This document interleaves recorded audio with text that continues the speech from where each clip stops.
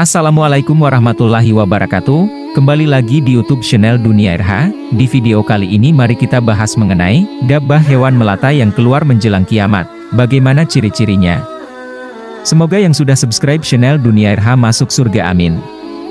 Allah Subhanahu wa Ta'ala dan Nabi Muhammad Shallallahu Alaihi Wasallam telah mengabarkan kepada umat manusia sejumlah tanda kiamat baik dari Al-Quran, kitab dan hadis. Salah satu tanda yang akan terjadi yakni keluarnya hewan melata dari bumi yang disebut dabbah. Sebutan dabbah yang melekat pada binatang ini masih umum karena semua hewan berjalan di atas bumi. Dalil munculnya dabbah kelak menjelang kiamat telah disebutkan dalam surat An-Naml ayat 82.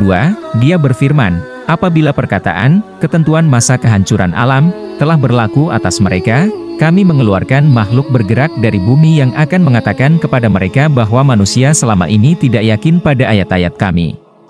Rasul Shallallahu Alaihi Wasallam juga telah memberitahukan kemunculan hewan melata ini melalui sabdanya. Salah satunya dalam hadits yang diriwayatkan dari Hudzaifah bin Usaid Al-Ghifari. Ia berkata, Rasulullah Shallallahu Alaihi Wasallam mengawasi kami dari kamar saat kami berdialog tentang hari kiamat. Maka beliau bersabda, hari kiamat tidak akan terjadi hingga kalian melihat 10 tanda. Terbitnya matahari dari barat, kepulan asap, binatang, dabbah, keluarnya Yajuj dan Majuj, keluarnya Isa bin Maryam, keluarnya Dajjal, serta 3 longsoran, longsoran di barat, longsoran di timur, dan longsoran di Jazirah Arab, serta api yang akan keluar dari bawah bumi, Ad yang menggiring manusia di mana saja mereka bermalam dan di mana saja mereka tidur siang. Hair Ahmad, Imam Muslim dan Ashabus Sunan juga meriwayatkan hadits di atas. At-Tirmidzi berkata bahwa hadits tersebut sanadnya Hasan Syahih. Dalam hadits lain disebutkan, Rasulullah Shallallahu Alaihi Wasallam menyebutkan 3 perkara dan jika ketiganya tersebut sudah keluar maka segala tobat dan ampunan sudah tidak ada gunanya lagi. Sebab Allah Subhanahu wa Ta'ala sudah mempersiapkan segalanya untuk hari perhitungan.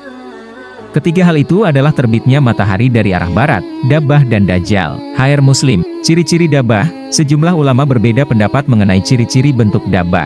Ada yang mengatakan kalau dabbah ini adalah unta milik Nabi Shalih AS. Ada pula yang menyebut bahwa dabbah yaitu anak dari unta Nabi Shalih AS. Tanda-tanda kiamat menjelaskan kalau dabbah merupakan binatang melata dan bukan manusia. Wujudnya sangat besar dan punya kaki yang tinggi. Dabbah disebutkan keluar dari dalam tanah. Abu Ubayyah mengatakan terhadap kitab An-Nihayah Al-Fitan wal Malahim karya Ibnu Katsir. Menurutnya, dabbah adalah sejenis bakteri berbahaya. Jika manusia terkena maka akan mengalami penderitaan yang luar biasa. Bakteri itu mampu melukai bahkan membuat manusia meninggal dunia. Terlepas dari bentuknya, dabbah kelak akan muncul membawa cincin Nabi Sulaiman AS dan tongkat Nabi Musa AS. Hal ini sebagaimana hadits yang diriwayatkan Abu Hurairah. Ia berkata bahwa Nabi Shallallahu Alaihi Wasallam bersabda, binatang bumi itu keluar membawa tongkat Musa dan cincin Sulaiman. Lalu, binatang itu memukul, mencap, hidung orang kafir dengan tongkat itu dan mencap wajah orang mukmin dengan cincin tersebut. Hingga manusia berkumpul di sebuah perkumpulan, di mana orang mukmin dapat diketahui dari orang kafir. Hair Ahmad, beliau Shallallahu Alaihi Wasallam bersabda kembali di hadits lain, lalu hidung orang kafir dipukul dengan cincin dan wajah orang mukmin dicap dengan tongkat, hingga orang-orang yang berkumpul dalam satu pertemuan berkata, ini, wahai mukmin, dan, ini, wahai kafir. Hair Ibnu Majah. Selain itu, dabbah disebutkan bisa berbicara kepada manusia sebagaimana dalam surat An-Naml ayat 82. Kami mengeluarkan makhluk bergerak dari bumi yang akan mengatakan kepada mereka bahwa manusia selama ini tidak yakin pada ayat-ayat kami.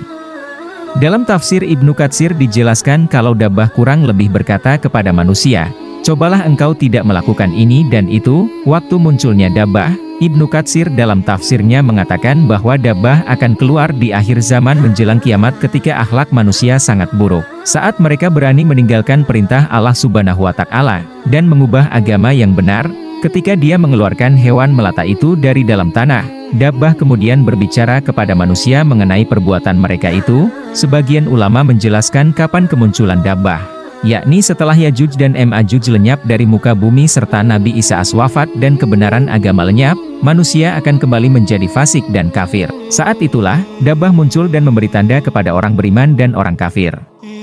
Setelahnya, orang fasik kafir bertobat dan hewan melata ini lenyap.